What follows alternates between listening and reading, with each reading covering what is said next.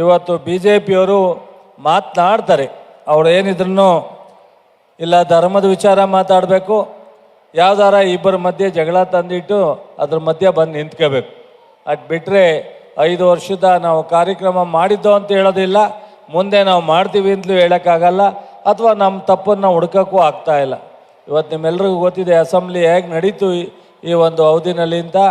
ಅವ್ರು ಏನಿದ್ರು ಅಲ್ಲಿ ಇಲ್ಲಿ ಹೋಗಿ ಭಾಷಣ, ನಮ್ಮ CT ರವಿ ಭಾಷಣ ನೋಡಿದಿರಲ್ಲ, ಇವತ್ತು 2 ಭಾಗ ಆಗಿ ಕೂತಿರೋ BJP, ಯತ್ನಾಳ್ ಬಂದು ಒಂದು ಭಾಷಣ, CT ರವಿ ಅಶೋಕರ್ ಒಂದು ಭಾಷಣ. ಇದನ್ನು ನಾವೆಲ್ಲರೂ ಸಹ ನೋಡ್ತಾ ಇದ್ದೀವಿ. ಮಂಡ್ಯ ಜಿಲ್ಲೆನಲ್ಲಿ ಏನಾದರೂ ಮಾಡಿ ಡಿಸ್ಟರ್ಬ್ ಮಾಡಬೇಕು ಅನ್ನೋ ಒಂದು ಪ್ರಯತ್ನವನ್ನು ಜನತಾದಳ ಮತ್ತು BJP ಇಬ್ಬರು ಸೇರಿ ಪ್ರಯತ್ನವನ್ನು ಮಾಡ್ತಾ ಇದ್ದಾರೆ. ಆ ಪ್ರಯತ್ನ ಅವರಿಗೆ ಫಲ ಸಿಕ್ಕಲ್ಲ ಅಂತ ಗೊತ್ತಿದ್ರೂ ಪ್ರಯತ್ನ ಬಿಡ್ತಾ ಇಲ್ಲ. ಇವತ್ತು BJPಯವರು ಮಾತನಾಡ್ತಾರೆ, ಅವ್ರು ಏನಿದ್ರು ಇಲ್ಲ ಧರ್ಮದ ವಿಚಾರ ಮಾತಾಡಬೇಕು, ಯಾವ್ದಾರ ಇಬ್ಬರ ಮಧ್ಯೆ ಜಗಳ ತಂದಿಟ್ಟು ಅದ್ರ ಮಧ್ಯೆ ಬಂದು ನಿಂತ್ಕೋಬೇಕು. ಅದು ಬಿಟ್ಟರೆ 5 ವರ್ಷದ ನಾವು ಕಾರ್ಯಕ್ರಮ ಮಾಡಿದ್ದೋ ಅಂತ ಹೇಳೋದಿಲ್ಲ, ಮುಂದೆ ನಾವು ಮಾಡ್ತೀವಿ ಅಂತಲೂ ಹೇಳೋಕ್ಕಾಗಲ್ಲ, ಅಥವಾ ನಮ್ಮ ತಪ್ಪನ್ನು ಹುಡ್ಕೋಕ್ಕೂ ಆಗ್ತಾಯಿಲ್ಲ. ಇವತ್ತು ನಿಮ್ಮೆಲ್ರಿಗೂ ಗೊತ್ತಿದೆ ಅಸೆಂಬ್ಲಿ ಹೇಗೆ ನಡೀತು ಈ ಒಂದು ಅವಧಿನಲ್ಲಿ ಅಂತ.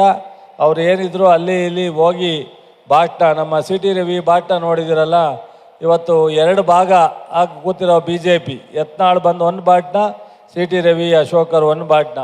ಇದನ್ನು ನಾವೆಲ್ಲರೂ ಸಹ ನೋಡ್ತಾ ಇದ್ದೀವಿ.